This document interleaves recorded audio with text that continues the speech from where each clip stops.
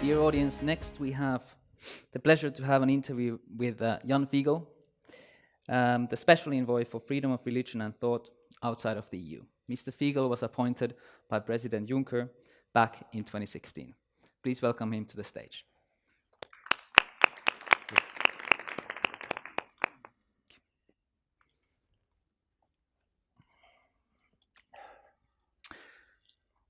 You are the first Special Envoy for Freedom of Religion. We have never had one in the European Union before.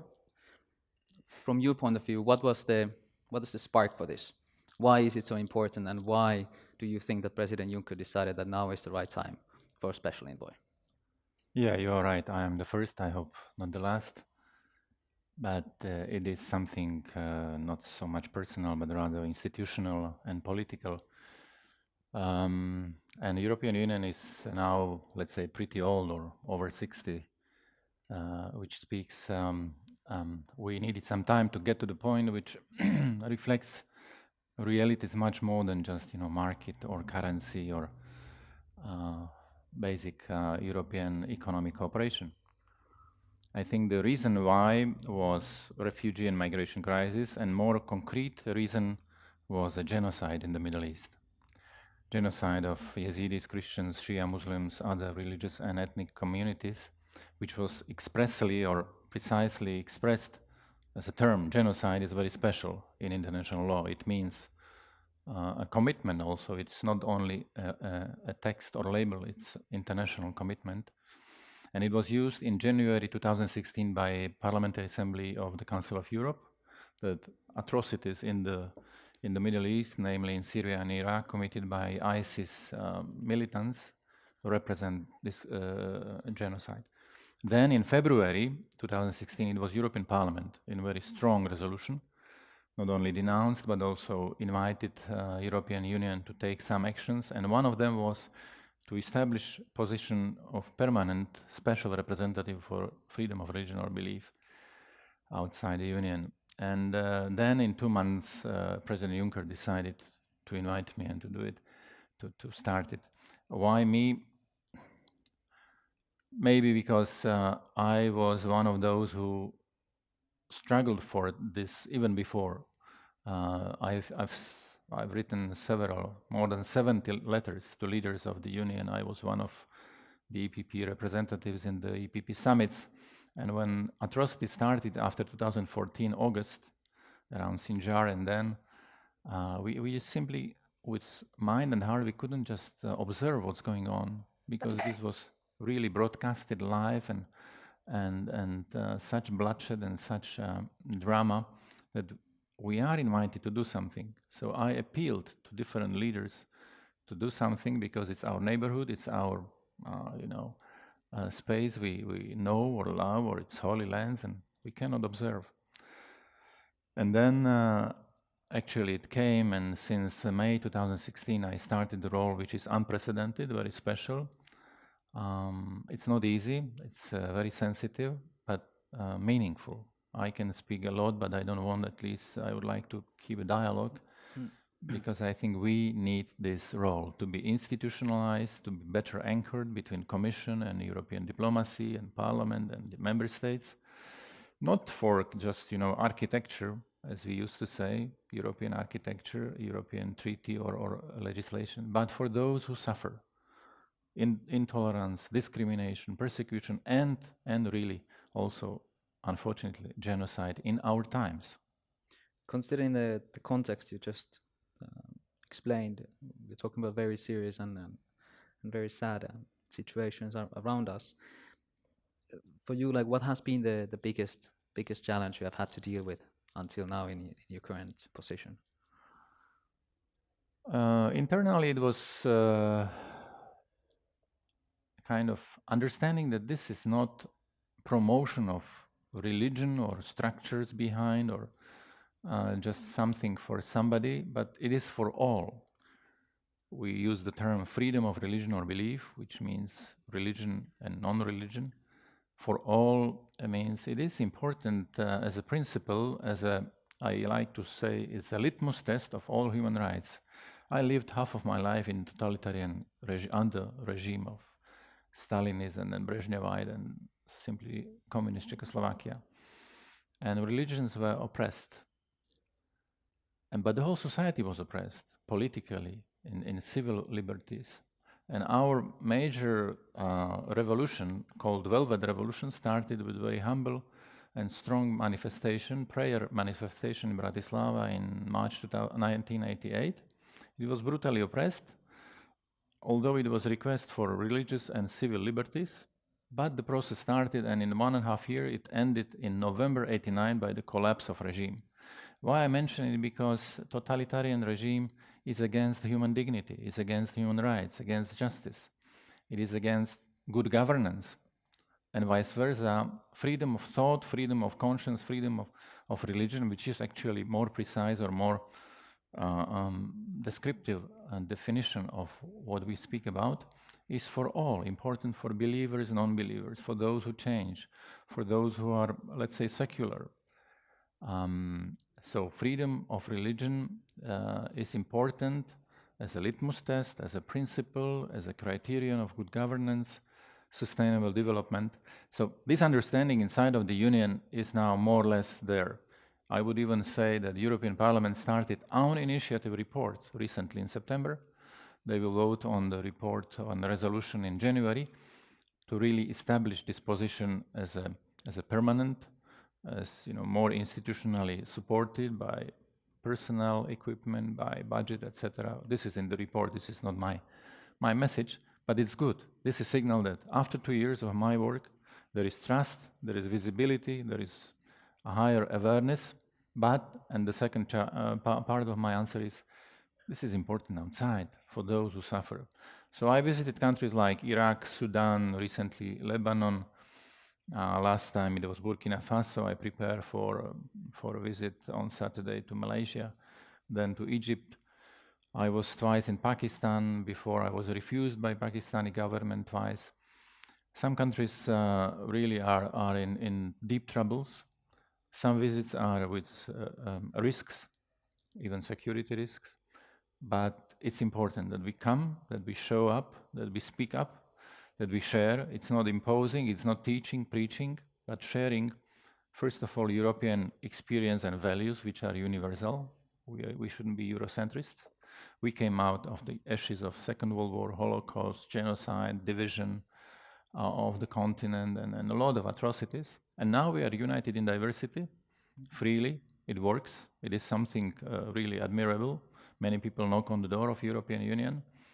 And by service to humanity through promotion of freedom of religion or belief for all, we actually promote a better century. Century, I hope, without genocides, because the commitment since 70 years, and there is an anti-genocide convention in the United Nations, is never again.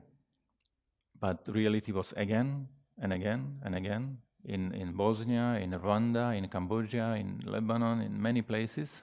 So we are not I would say, principled or strong enough to stick to our commitments and to defend people who are voiceless or defenseless. That's important part of my mission and our responsibility. How can we promote this more? Because like Mrs. Barudi's story, it's a story of society divided by religion, and often, like we know in our continent, religion has been used to divide societies instead of bring them together. Now you are the envoy who is going around telling that actually you promote religious freedom, you can bring societies back together. What is it tangibly that we as the union, what can we do to, for example, support projects like Ms. Barudi's or others similar to that, to actually like really give them the means to do these kind of projects in their communities? When we promote, in short, religious freedom, or when I meet religious leaders, and for example, I mentioned Lebanon, I was with all top leaders, whether we mean Maronites or Sunni or Druze, I always constantly speak on freedom and responsibility. Because freedom without responsibility will not survive, will cease to exist. And everybody has responsibility, and especially those who lead, those who have authority. When I was in Bosnia, authority of Bosnian leaders, I mean leaders of religious communities, whether we mean Grand Mufti Kavazovic or Cardinal Pulic or Metropolitan of Orthodox Church, is much higher, according to official polls in society, than of political leaders. So morally and politically also, the responsibility of those who have authority, who are respected, is there to help the country to find the orientation, to find the future, because if not, they are in clash, they are in a problem. So the message about freedom and responsibility is a message about rights and duties, because rights also need duties to be, respected and fulfilled. And there are many, they are different. And in countries where this works, we see different paths, different developments. Better examples, although not perfect, but who is perfect, in that sense. In the Middle East is, for example, Jordan or Morocco. Tunisia was mentioned. I would still stick to Lebanon, which has many troubles, now only caretaking government, but where religious leaders talk to each other, show up together, then there we see less space for extremists, for fanatics, for those who promote prejudices, who label the others as problem makers. Religion is important outside, maybe more than here now, because Europe is largely secularized. But in the global terms, please allow me to say a few arguments. The population which claims or show up affiliation to religion represent 84%. It's overwhelming majority, and the trend is growing. By Pew Research Center, it speaks it will be 87 by 2050. But what is important is that it's not so much about statistics, but about identities. And those who do not understand religion, and especially abuse of religion, which is part of the reality in many regions of the world, abuse for political reasons, for power reasons, for differentiation and stigmatization, whatever other reasoning, those do not understand what's going on in the world. Secondly, if we don't understand importance identity, including religious identity, then we give space to populists and extremists who misuse sensitivity of identity. And our identity is very, very special. Everybody is original. Nobody is a copy of anybody. My son is different from me. So this is the principle. We are all diverse. Religion is part of this diversity, of this mosaic. But we are one humanity. Europe was able to show that this works. This is not a problem, but a principle, a constructional definition. And this is universal model and universal invitation to spread, because then we can really have and live in different century. And religious leaders have a say and a play in that. When last year, I couldn't go to Egypt, but I hope to go there now in November. In June, Pope Francis and Grand Mufti of Al-Azhar, which is top Sunni authority, met in Cairo, you remember maybe. This was a great message, because these communities represent major religious communities worldwide. And not many people read encyclicals from the Pope, from Rome, from Vatican. Or not many people read fatwas, Islamic decisions, religious decisions. But many people watch media and see message of embracing representatives or leaders. So this is needed. This example of dialogue, cooperation, shared responsibility, and of course much more than like education for all, education which promotes truth, common good. Many leaders today speak my religion first, my country first, my nation first. Who speaks, I'm sorry, about bonum commune, common good? This was Schuman, Adenauer, de Gasperi, speaking about common good for Germans, for France, for French, for Italians, and reality was achieved. It was good. It was good for all, and it's good for us. So this is needed. I am speaking a bit longer now, and religious leaders and religious communities have not only a say, but also responsibility for what prevails in their countries and in our world. Mr. Figel, I would like to thank you for this short exchange we had. It would have been very nice to have an even longer one. The topic in itself is fascinating. I'd like to thank you for being here. Thank you for the exchange. And I wish you great success with your work. Thank you. Thank you very much. Maybe the last point from my side, the EPP, because we are now in the EPP talks and the Congress is going on, was, and I hope remains and will be, a leading force and protagonist of this policy, because it came somehow. Somebody decided, Jean-Claude Juncker, and I see there is support in the group, because we need to establish it as something credible and efficient, and again, not just for having these talks, but for more humane 21st century, more humane Europe and the world around. So I wish us a success in that. Thank you. Thank you. Thank you. We can take one question from the gentleman there. It would be wrong to not. You have This is really a gentleman.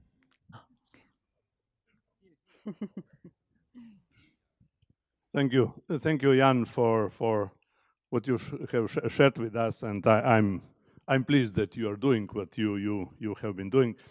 My question is, you mentioned already religion in Europe. What would you say for religion in Europe? I like secular principle, but on the other side, this means that church or religious institutions are separated from political institutions. But I don't like militant secularism, which goes beyond the principle and would like to separate citizens from God even. And it's becoming in some societies even a new religion, let's say so. My question is, how can we use religion, because the majority of Europeans, the values of majority of European citizens are also related to religion. How can we use religion as inspiration for more Europe? I think that we treat or we consider religion too much in an ideologic way. And you mentioned Schumann, Adenauer, de Gasperi. They were very responsible people at that time, but they were religious people. What would you say? Okay. Thank you. Let's take the second question from here, from our previous speaker. Can we get Mrs. Gonzalo is coming with a different mic.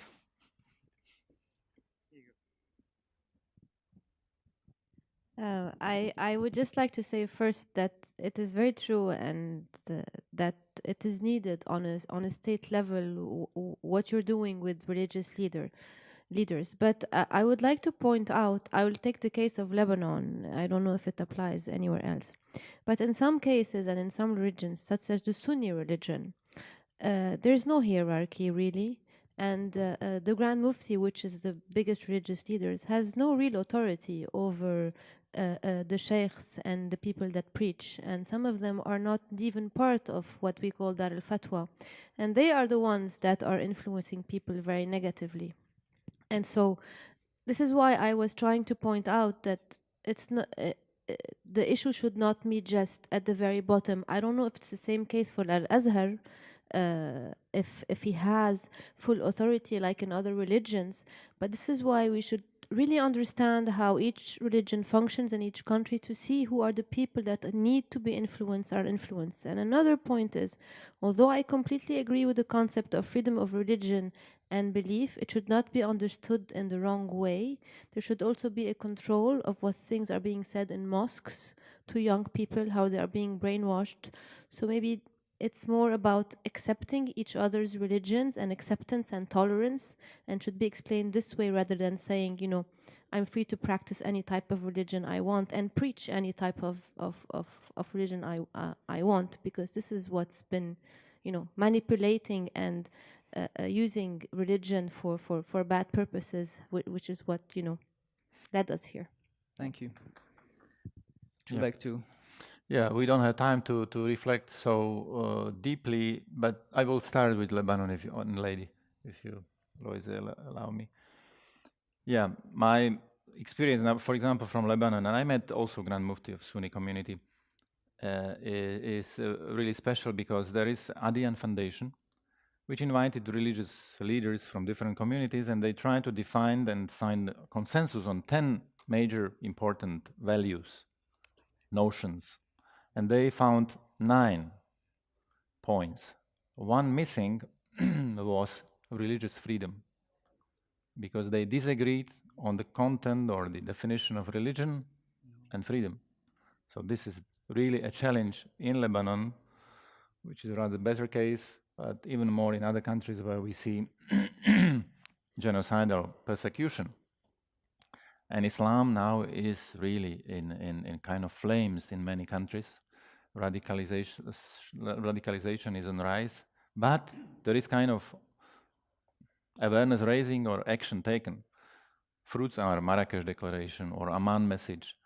Definition, who is Muslim, who can adopt fatwas, what is binding, etc., which is very important for then real structured dialogue, cooperation, and good fruits of this dialogue.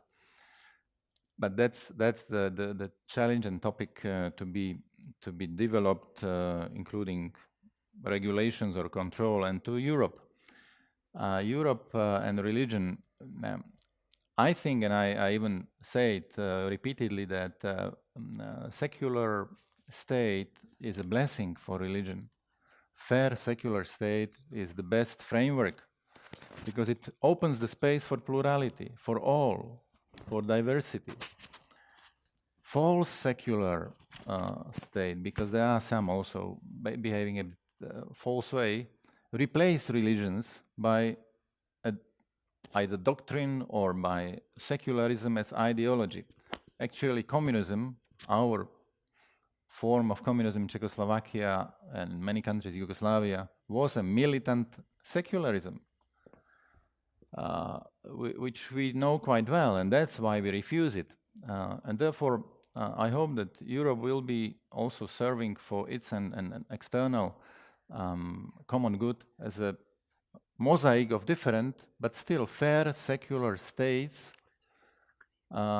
because I think this is the best future for many countries. When I visited Iraq, Iraq is Islamic Republic of Iraq, full of now problems and post-war traumas and divisions growing.